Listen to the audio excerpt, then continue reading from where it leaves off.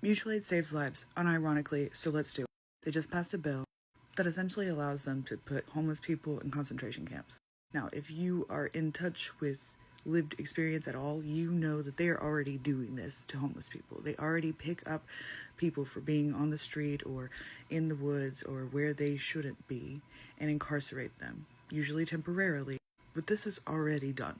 This just means that it can be done with more zeal and vigor and en masse. So, the way that mutual aid can help combat this directly is by making sure that people are not outside and therefore vulnerable to sweeps. If you see online mutual aid where people are asking for shelter, I'm homeless, I need an Airbnb, a hotel. If you see people crowdfunding for their rent or their utilities, everything's a slippery slope. So if you see people crowdfunding, remember how quickly they can slip down the slope to homelessness. We need to be focused on the people who are already homeless, but we also have to prevent homelessness. Get involved in your community's IRL. There are multiple groups in my area that service the local homeless community, but they mainly service them with like food and survival supplies. They do work on getting them employed and rehoused, but we need to be doing this work more rigorously and en masse. Find the organizations in your area who are doing this for your local homeless communities, or start one. Or start with a homeless person that you've seen, one of your neighbors who is out on the streets. See if you can figure out how to help them get to the point where they don't have to be out on the street, however that looks. Shelters are temporary and unreliable. I know a lot of homeless people who are sheltered in hotels and Airbnbs, or who are able to finally get apartments or trailers through the power of mutual aid and community care.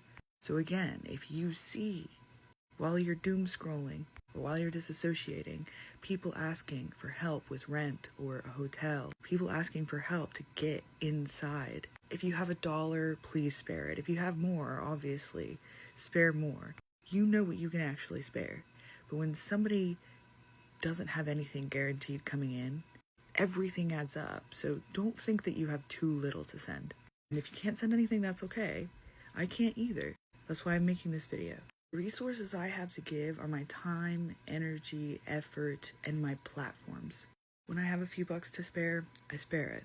We need to all be moving this way as much as possible, because it's not just homeless people who are vulnerable right now, and you know that. And one of the main ways we can guarantee that people are safe is if they are financially stable. Because while financial stability can't do everything, and obviously isn't the answer to fascism, it means that people are less vulnerable to fascism and how it manifests across the board. If people are financially stable, they can afford the medication they need and are less susceptible to eugenics, and so forth. If people are financially stable, they're less susceptible to becoming homeless and being swept up and sent to concentration camps, work camps, becoming the new free, cheap labor to feed the capitalist machine, or merely dying to get out of the way of the capitalist machine. The people in power don't care about our most vulnerable. They don't care about us. So we have to, or we're screwed. The stuff that's happening now isn't new, it's just louder. Because of the internet, we have so much ability to amplify all of the bad things. But the United States has always been this, and we need to recognize that this isn't new, that there have been people, canaries in the coal mine, as many people say, disabled people, and sex workers, and black people, who have been well aware that this is what America is, and screaming for us to fix it before it gets to this point. Pay attention to the people who have been talking about this. Pre-Trump. Learn from them. I have. And one of the things I've learned is that mutual aid saves lives. Rigorous community support and care. Making sure that people are seen and heard and getting their needs met, whatever their needs are, is actively counteracting eugenics and fascism and making it harder for the Nazis to win. Invest in an actual future for all of us. Invest in the safety and survival of your neighbors. It's the safety and survival of you and your loved ones. That shouldn't be your motivation, but why isn't it? None of us is safe from fascism and eugenics until we all are. Eugenics is a slippery slope. Once they run out of people in line ahead of you, they will get to you. And if you've thrown everybody else under the bus,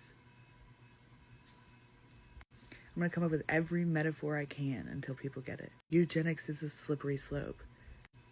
Get off the slope. Stop the slip. Keep people alive. And a guaranteed way to do that is to get their needs met. I'm tagging this video in a playlist. You can help a lot of people in that playlist, and I am always adding to it.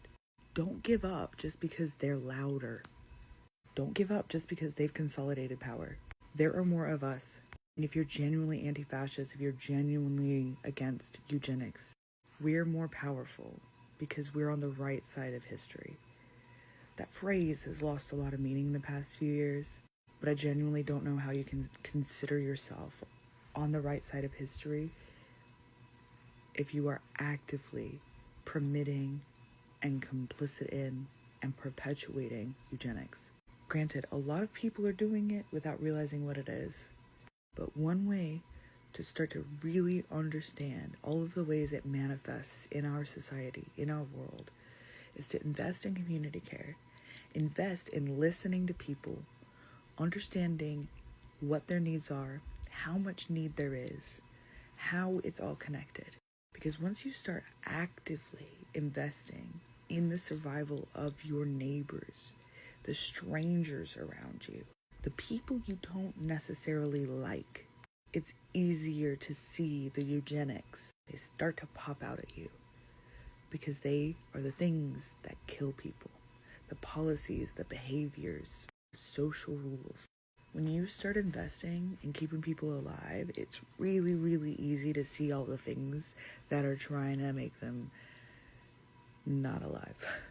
Mutual aid is not the only thing we need, but rigorous community care and support and investment in that, in each other, is the only way we overcome all of this. If capitalism is violently hyper-individualistic, then doesn't it make sense that the counter to that is radical community? If capitalism kills people by requiring that they attain a certain number of resources in order to survive, isn't the counter to that making sure they have the resources they need to survive no matter what? You don't have to earn your living, you're alive. But because we've invested so much in that idea, that concept, you have to earn your living, we've come to a place as a society where we've just normalized that people die of unmet needs. People die without resources, even though the resources exist. It doesn't make any sense. My neighbor is hungry and thirsty and dying, and there's an apple tree over there. But if I go pick apples for my neighbor, I'll get shot.